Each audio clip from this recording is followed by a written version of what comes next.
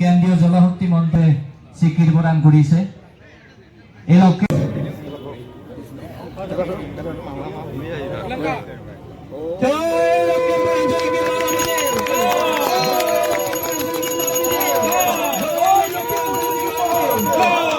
Lakhipur মিলমহল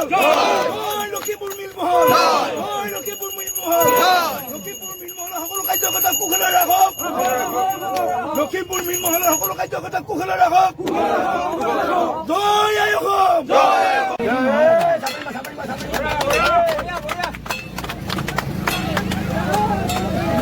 meeting হৈ যাবা না এইখনত দেখোন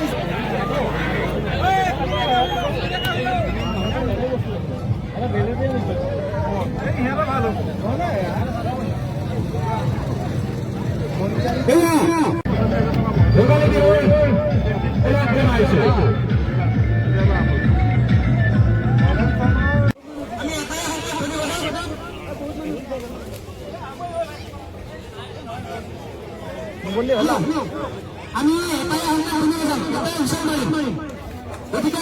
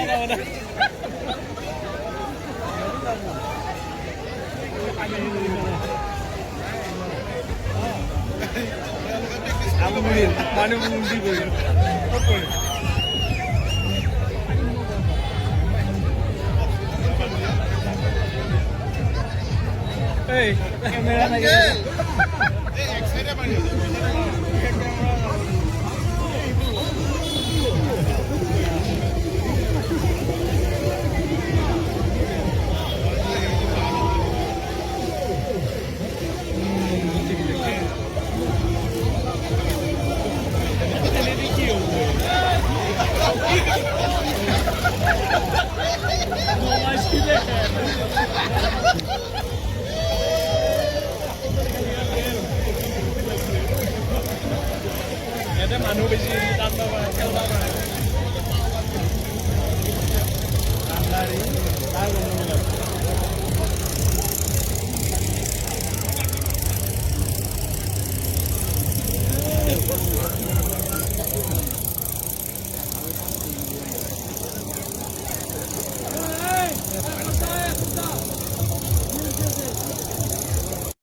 সমগ্ৰ অসমবাসী ৰাইজক মই ইংৰাজী নৱবৰ্ষত আৰু মাঘ বিহুৰ আন্তৰিক শুভেচ্ছা আৰু শ্ৰদ্ধা জনাইছোঁ। আৰু লগে লগে আজি লখিমপুৰ মিলমহল সমিতিয়ে আমাৰ অসমৰ ভিতৰতে এটা উল্লেখনীয় আজি অনুষ্ঠান ইয়াত আৰম্ভ কৰিছে, নাও খেল প্ৰতিযোগিতা। আৰু আমাৰ বিলুপ্ত খেলখন পুনৰ আমাৰ লখিমপুৰ মিলমহল সমিতিৰ সন্মানীয় বিভিন্ন দায়িত্ব থকা বিষয়ববীয়াসকলে উদ্ধাৰ কৰি আনি আজি 3 বছৰ ধৰি একেৰাহে আজি এতিয়া তৃতীয় বৰ্ষত ভৰি দিছে। আজি মই এই খেল উদ্বোধন কৰিছোঁ। ভাৰতীয় জনতা পাৰ্টি দৰং জিলা সমিতিৰ সভাপতি হিচাপে মোক এই খেল উদ্বোধন কৰিব মাতিছিল। আৰু ৰাইজৰ যি মৰম দিলে, এই মৰম মই চিৰকৃতজ্ঞ। মই জ্যেষ্ঠজনক শ্ৰদ্ধা জনাইছোঁ। মিলমহলৰ সমূহ কাৰ্যকৰ্তাক মই সুস্বাস্থ্য দীৰ্ঘায়ু জীৱন কামনা কৰিছোঁ। লগে লগে আমাৰ নতুন বছৰৰ সমগ্ৰ এই অঞ্চলৰ ৰাইজৰ মই উন্নতি কামনা কৰিছোঁ। ল'ৰা ছোৱালী শিক্ষাৰ ক্ষেত্ৰত আগবাঢ়ি যোৱাৰ এটা মই ব্যৱস্থা যাতে সুন্দৰভাৱে নতুন বছৰ মন পণ বান্ধি লয়। খেতিয়কসকলৰ কাৰণে মই নতুন বছৰৰ যি খেতিৰ নতুন পদ্ধতিৰে আমাৰ কৃষি কাৰ্যত আগবাঢ়িবৰ কাৰণে মই বিষয়টো মানে অৱগত কৰিছোঁ ৰাইজক। আৰু তাৰ লগে লগে কেন্দ্ৰীয় চৰকাৰৰ চাকৰিয়াল, ৰাজ্য চৰকাৰৰ চাকৰিয়াল, বিভিন্ন ধৰণৰ কোম্পানী, বেচৰকাৰী বিভিন্ন ধৰণৰ প্ৰতিষ্ঠানত কৰ্মস্থাপন হৈ থকা সন্মানীয় কৰ্মচাৰীসকলৰ মই সুস্বাস্থ্য দীৰ্ঘায়ু জীৱন, তেওঁলোকৰ পৰিয়ালৰ মই সুস্বাস্থ্য কামনা কৰিছোঁ। তেখেতসকলে ভাবি থকা যি সিদ্ধান্ত, যি মনত ভাবি থকা আন্তৰিকতাৰে কথাবোৰ যাতে এই 2026 তেওঁলোকৰ মনত আশাৰ বতৰা কঢ়িয়াই আনে। তাৰ লগে লগে আমাৰ বিভিন্ন ধৰণৰ আমাৰ বাণিজ্যিক ক্ষেত্ৰত, ব্যৱসায় বাণিজ্যৰ ক্ষেত্ৰতো আমাৰ বিভিন্ন ধৰণৰ ব্যক্তি জড়িত হৈ আছে। সেইসকলৰ ব্যৱসায়ত এটা নতুন পদ্ধতিৰে গোলকীকৰণৰ ব্যৱসায় ইতিমধ্যে আৰম্ভ হৈছে। আমাৰ যিটো আমাৰ যেনে পইচাটো আমি যাতে অনলাইনত ব্যৱহাৰ হৈ আছে ঠিক তেনেকুৱা ব্যৱসায়গিলা বহুত আমাৰ আগবাঢ়িছে চোৰ ডকাইতৰ পৰা আমাৰ প্ৰধানমন্ত্ৰী মহোদয়ে নিৰাপত্তা ইয়াত মানে ৰক্ষা হৈছে যিহেতুকে আমাৰ এই যেতিয়া আমাৰ পইচাৰ মানে হেণ্ডকেছ আমাৰ হেৰি হৈছিল মানে চলাচল হৈছিল তেতিয়া কিন্তু আমাৰ বহুত নিৰাপত্তাৰ কথা আহি পৰিছিল আজি যেতিয়া প্ৰধানমন্ত্ৰীয়ে সুন্দৰভাৱে সেই ব্যৱস্থাটো আমাৰ নিৰাপত্তাটো আনি দিছে যে আমি এটা বজাৰ কৰিব গ'লে পইচাৰ আমি যিটো অনলাইনৰ পদ্ধতি হৈছে এই পদ্ধতিটো আমি আদৰণি জনাইছোঁ প্ৰধানমন্ত্ৰী মহোদয়ক মুখ্যমন্ত্ৰী মহোদয়ক মই আদৰণি জনাইছোঁ আৰু মীন মহলৰ আজি যি আমাৰ কাৰ্যকৰ্তাসকলে আমাক যি মৰম দিলে এই মৰমৰ কাৰণে আমি চিৰকৃতজ্ঞ আৰু পুনৰবাৰ কৈছোঁ এই অঞ্চলৰ ৰাইজৰ মই উন্নতি কামনা কৰিছোঁ আৰু আমাৰ অসমত তথা দৰঙত বসবাস কৰা প্ৰতিটো জাতি জনগোষ্ঠীৰ সকলোৰে মই উন্নতি কামনা কৰিছোঁ নতুন বছৰত আৰু এটা ঘোষণা দিব বিচাৰিছোঁ নতুন বছৰতে আমাৰ অহাকালি চিপাঝাৰ বিধানসভা সমষ্টিত আমাৰ যি বুঢ়ীনগৰ পঞ্চায়তৰ আমাৰ ৰামগাঁও কৃষি পথাৰ আছে এই কৃষি পথাৰত অসমৰ জনপ্ৰিয় মুখ্যমন্ত্ৰী তেজস্বী মুখ্যমন্ত্ৰী হৃদয় ৰাইজৰ হকে দিনে ৰাতিয়ে কাম কৰি থকা মুখ্যমন্ত্ৰী জনপ্ৰিয় মুখ্যমন্ত্ৰী ডক্টৰ হিমন্ত বিশ্ব শৰ্মা ডাঙৰীয়াই মহিলা উদ্যমিতা আঁচনি উদ্বোধন কৰিব আহিব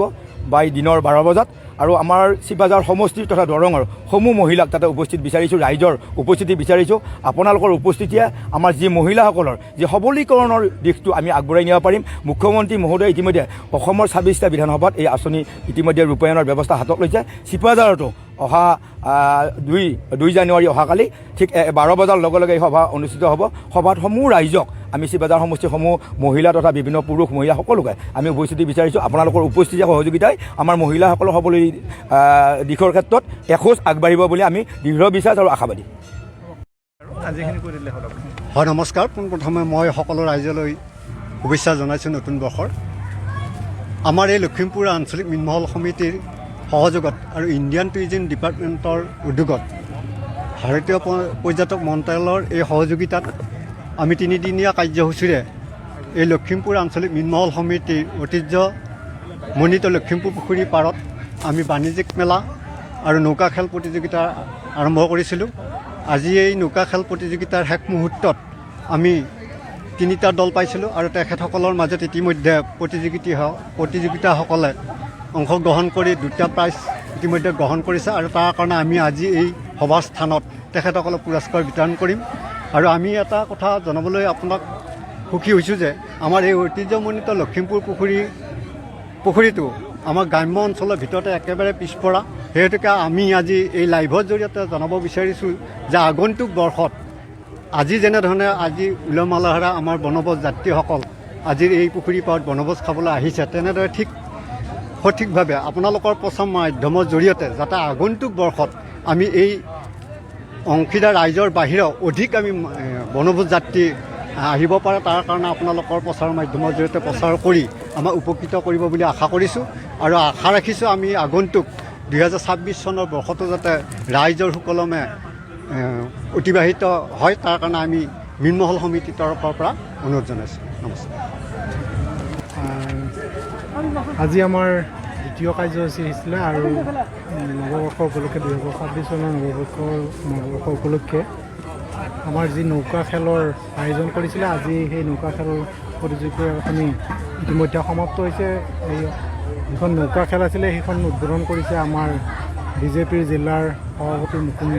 ডেকাদেৱে আৰু ইতিমধ্যে বাণিজ্য মেলা যোৱাকালিয়ে আৰম্ভ হৈছিলে এই বাণিজ্য মেলাও বৰ্তমান চলিয়ে আছে আৰু বিভিন্ন স্থানৰ পৰা বিভিন্ন ডিষ্ট্ৰিক্টৰ পৰা অৰ্থাৎ জিলাৰ পৰা বিভিন্ন বনভোজকাৰী দলবিলাক আহিছে তেওঁলোকে প্ৰৱেশ মাচুল দি কমিটি প্ৰৱেশ মাচুল দি তেওঁলোকে নিজ নিজ স্থানত সুন্দৰভাৱে পৰিৱেশ নিয়ন্ত্ৰণ কৰি তেখেতসকলে নৌকা খেলখনত বিশেষভাৱে উপস্থিত আছিলে আমাৰ দৰং জিলাৰ সভাপতি বিজেপিৰ অৰ্থাৎ মুকুন্দ ডেকাদেৱ তেখেতকে বিশিষ্টভাৱে আমন্ত্ৰণ কৰি অনা হৈছিলে টুৰিজিমৰ পৰা তেনেকৈ অহা নাই তেওঁলোকৰ সহযোগত আছিলে যদিও তেওঁ অনিবাৰ্য কাৰণবশতঃ তেখেতসকলে আহিব নোৱাৰিলে তথাপিও সহযোগিতা ফোন জৰিয়তে আছে তেওঁলোকৰ ইয়াৰ পৰৱৰ্তী পৰ্যায়ত যিবিলাক আমাৰ যাৱতীয় খৰচা হৈছে তেওঁলোকে কিছু পৰিমাণে তেওঁলোকে যোগান ধৰিব আৰু আমাৰ নৌকা খেলৰ প্ৰথম আৰু দ্বিতীয় পুৰস্কাৰ আমাৰ স্থানীয় দুজন ব্যক্তিয়ে তেখেতসকলৰ পিতৃৰ শ্ৰদ্ধাঞ্জলি হিচাপে প্ৰথম আৰু দ্বিতীয় পুৰস্কাৰ দুটি আগবঢ়াইছে প্ৰথম পুৰস্কাৰ 4,001 টকা আৰু দ্বিতীয় পুৰস্কাৰ 3,001 টকা। আৰু আমি কমিটিৰ ফালৰ পৰাও যিহেতু আমাৰ 3টা দলে অংশগ্ৰহণ কৰিছিলে তাৰ বাবে তৃতীয় পুৰস্কাৰ হিচাপে আমি কমিটিৰ ফালৰ পৰাও তেখেতসকলক নিচুকনি হিচাপে কিছু আৰ্থিক ধন আগবঢ়াম বুলি আমি সিদ্ধান্ত গ্ৰহণ কৰিছোঁ তেখেতসকলৰ মনৰ উৎসাহৰ বাবে। আৰু পৰৱৰ্তী পৰ্যায়তো এনেধৰণে আমি অনুষ্ঠানখিনি চলাই যাম বুলি আশা কৰিছোঁ। আৰু সকলো অসমবাসী ৰাইজৰ তথা বাহিৰৰ হ'লেও সকলো ৰাইজকে আমি পৰৱৰ্তী পৰ্যায়ত সুন্দৰভাৱে ইয়াত পাম বুলি অংশগ্ৰহণ কৰিব বুলি আশা কৰিছোঁ। আৰু বনভোজস্থলীলৈ আহি তেওঁলোকে সুন্দৰভাৱে ভোজ ভাত গ্ৰহণ কৰি পৰিৱেশ নিয়ন্ত্ৰণ কৰি সকলোবিলাক কথা সুকলমে বজাই ৰাখিব বুলি আশা কৰি ধন্যবাদ যাচিছোঁ।